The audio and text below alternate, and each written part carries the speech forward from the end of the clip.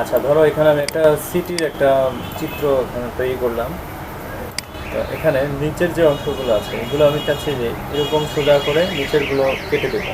ঠিক আছে, যেগুলো অতিরিক্ত জায়গা আছে সেই জায়গাগুলো। তো এটা করার জন্য আমার কাছে দুইটা অপশন আছে, একটা হচ্ছে ডিভাইড ব্যবহার করে করতে পারি, আর আরেকটা সোজা অপশন আছে। তো আমি প্রথমে ডিভাইড দিয়ে করি। সবগুলো একসাথে সিলেক্ট করার পর পাথ ফাইন্ডারে যাব, এখানে ডিভাইড ক্লিক করব। এখান থেকে আমি গ্রুপ করে জাস্ট নিচের এই অংশটুকু যেগুলো আছে এগুলো সরিয়ে দেবো। শেষ, সোজা হয়ে গেল, তাই না? আর আরেকটা ওয়ে আছে, সেই ওয়েটা হলো শুধু উপরের অবজেক্টটা সিলেক্ট করব, এখানে পাথে যাব, সেখান থেকে ডিভাইড অবজেক্টস ভ্যালু, নিচের যত কটা অবজেক্ট আছে সবগুলো ডিভাইড করে দেব। ঠিক আছে, এখন এবার নিচের থেকে এটাকে সরিয়ে ফেলো। ঠিক আছে, দুটাই সহজ, তোমার যেটা খুশি সেটা করতে হবে। বুঝে যাচ্ছে? ডিভাইড এবং এই অপশনটার মধ্যে পার্থক্য কী? আমরা যদি এখান থেকে পাথ ফাইন্ডার থেকে ডিভাইড করি, তাহলে এখানে যে অংশটুকু আছে এটার সাথে মেলানো, তোমরা লক্ষ্য করো, এটা কিন্তু এর উপরে আছে, উপরে আছে না? যদি আমি ডিভাইড করি সবগুলো আলাদা আলাদা করে ফেলবে, অর্থাৎ এখান থেকে এটুকু উপরে যাওয়ার কারণে এটার এই অংশটুকু আবার কেটে ফেলবে। তোমরা লক্ষ্য করো, আবার আমি দেখাচ্ছি। আমি এবার করছি কি, সবগুলো একসাথে সিলেক্ট করে নিয়ে পাথ ফাইন্ডার থেকে ডিভাইড করছি। ঠিক আছে, এবার আনগ্রুপ করি, এখান থেকে সরাই এটা। এখানে লক্ষ্য করো, এখানে কী কী আছে, উপরেও তাই হয়েছে। এই যে এখানে আরেকটা অবজেক্ট তৈরি করছে, এখানে আরেকটা অবজেক্ট তৈরি করছে, এখানেও তৈরি করছে।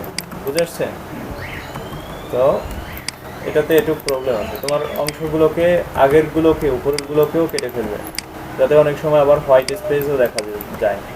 এগুলো যখন ছোটো করবা তখন দেখো যে এখানে সাদা সাদা কিছু দাগ পড়ে যাচ্ছে, প্রিন্টের মধ্যে এগুলো আসার সম্ভাবনা থাকে। তো এই জন্য কী করতে হয়,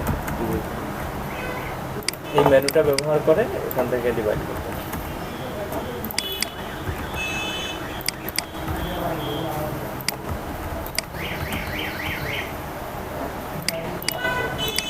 আচ্ছা, তো এইভাবে একটা অবজেক্ট নেব, নিয়ে জাস্ট উপরের অবজেক্টটা সিলেক্টেড থাকা অবস্থায় থাকবে, তারপরে পাথ ডিভাইড অবজেক্ট দেবে, নিচের সব অবজেক্টকে ডিলিট করে দিবে, ডিভাইড করে দিবে, এবং আমি জাস্ট এখান থেকে ডিরেক্ট সিলেকশন টুল দিয়ে নিচের অংশটা সিলেক্ট করে নিব এবং কিবোর্ড থেকে ডিলিট করে দেব।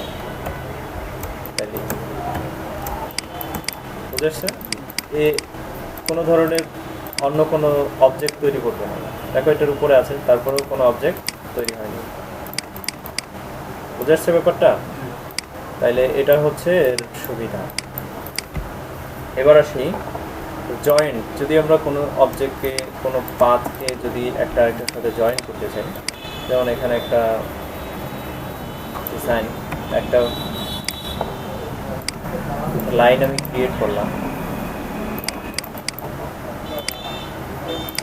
এই লাইনটা আরেকটা কপি করলাম, কন্ট্রোল সি কন্ট্রোল এফ করেও করতে পারি, অথবা এইভাবেই করলাম। করার পর আমরা আগে শিখছি যে দুটাকে কীভাবে একসাথে করে দেওয়া যায়, মনে আছে? অ্যাভারেজের সাহায্যে, অ্যাভারেজ বোথ,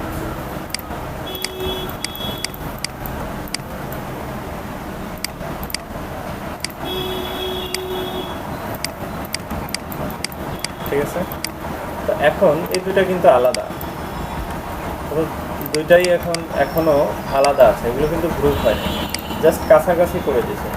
এই জন্য আমরা এখানে দেখতে পাচ্ছি যে এখানে দুইটা সোজা হয়ে আছে, এটা কোণ হয়ে যাবে যদি এটা জয়েন্ট হয়। ঠিক আছে, তো আমরা এখন জয়েন করবো, দুইটা কোণকে, দুইটা পয়েন্টকে সিলেক্ট করব, আর এখানে পাথ, তারপরে জয়েন।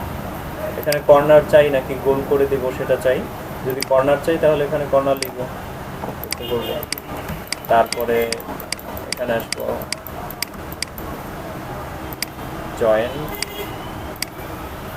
এখানে দেখি আরেকটা ব্যবহার করে। এবার দেখো যে এখানে কি হয়েছে, দুইটা এক হয়ে গেছে, এখানে গোল হয়ে গেছে, এখানেও তোমরা লক্ষ্য করবো এখানে কোণ তৈরি হবে।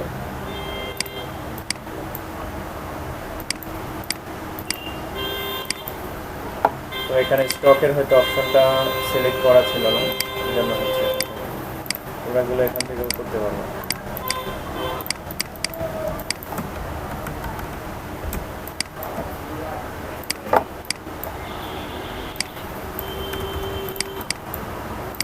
যাই হোক, এটা যেভাবে হোক একটা কিছু তৈরি হলো। তো এভাবে আমরা কোনো অবজেক্টকে কোনো কোনো পথকে একটা একটার সাথে জয়েন করে ফেলতে পারবো। বুঝে আসছে ব্যাপার? তাহলে আমরা ডিভাইড করা শিখলাম এবং জয়েন করা শিখলাম, ঠিক আছে?